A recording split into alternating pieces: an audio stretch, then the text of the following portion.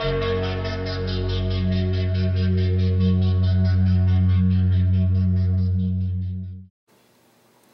going on, guys? Just a little bit of an update for the RGB to VGA converter, or JAMA to VGA, whatever you want to call it.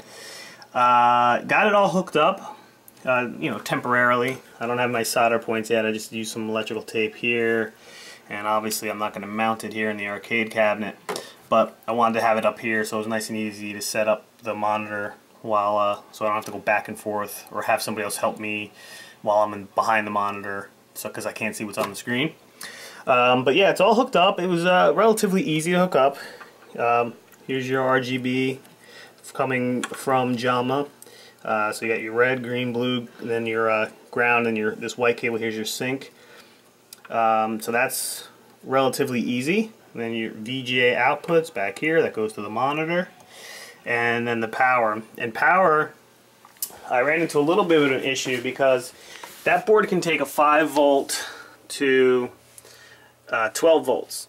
And so initially I tried to grab 5 volts out here. It's 5 volts 1 amp, and that wasn't enough to push it.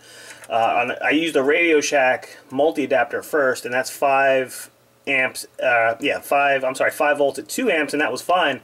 The board worked perfectly, but with 1 amp at 5 volts it wasn't enough to power on. So I just used the 12 volts here, 12 volts down here, where you can see this white wires coming from. That's 12 volts, and that's 2 amps, and that lit it up really, you know, nicely, and that was fine. So I also took the battery out for now, my neo-geo board, just till I get a replacement. So that's fine. It's kind of messed up though when I saw this board. I don't know if you're gonna be able to see it. When I took this board out, I never even noticed, but yeah, I don't know if you're gonna be able to see that, but see those little trace wires there? Guy had it before me. The board is cracked. He ran all those trace wires, but it works fine, so not a big deal. But I took that leg off too, just so, you know, like those kind of legs. I took the leg off just so it doesn't pry that even more. But now I got to be careful when I'm installing carts, because this will give a little bit. But I have the multi in there anyway, so I won't be swapping that out too many times. But yeah, that was it. The installation was pretty easy. Getting the monitor in and getting the monitor all mounted was a little bit of a pain in the ass, but that was easy enough. I'm also going to paint this black, but I'm not worried about that right now. So the real question is, how does it look? And well, it looks okay. It's not as good as I would have liked in some cases. Let's see if I can zoom up here so you can see. It's going to be kind of hard. Please forgive my bad camera work. I'm not really awake. But you see there when there's almost like interlacing when the characters move a certain way.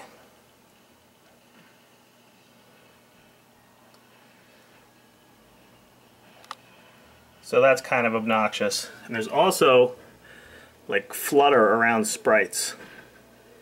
See that fluttering? See if I can get some more of it fluttering. It's kind of hard to see. It's not doing it now. But yeah, I mean, overall it's not bad. I think if you were going to use this in a non-arcade application where you're sitting a few feet away from the screen, I doubt you'd even notice it. But I'm pretty anal, and I'm also sitting really close, or standing really close to the monitor, so I do notice it. Alright, I'm going to try some other games here, see if I can show you guys more of that flutter effect. Let's pick a good game here to do that. See, like Metal Slug, I guess, why not? The colors are off a little bit too. I have to adjust. There's 3 pots on the actual board that you can adjust, but I haven't really got around to that yet. And it looks a lot brighter through the camera than it is in real life. Alright, so let's see.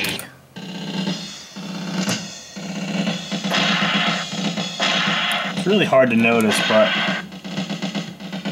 usually whenever there's a sprite movement, whenever the sprite's moving or changing, it'll jump like 1 pixel high, like the whole sprite. It's very unusual. Most likely has something to do with the sync. So I don't know. See if we can. It's really hard to capture, but overall the quality is pretty good. Trying to play with one hand. I mean, obviously it loses the scan lines, which tends to make things look a little blurry or less crisp, but overall the picture's really nice. This is really hard with one hand.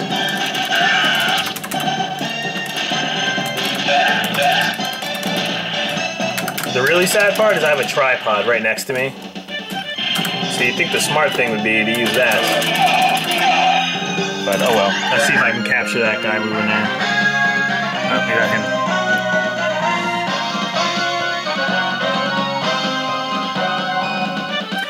Yeah, I'm not sure if I'm capturing what I'm talking about on here or not, but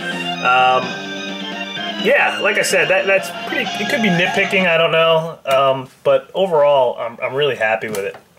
It works great, and it was a much cheaper solution than trying to hunt down an arcade monitor, at least for me in my area. I'm sure some guys can get lucky with that, and they can find arcade monitors pretty cheap, but in my area I have like no luck at all. So for me, spending the 35 bucks or whatever the heck it was for this board worked out fine. I got the monitor for free from the computer monitor for free from some dude off Craigslist. So that was actually the hardest part, was finding the free monitor, because I refused to pay anything just on principle for an old CRT computer monitor.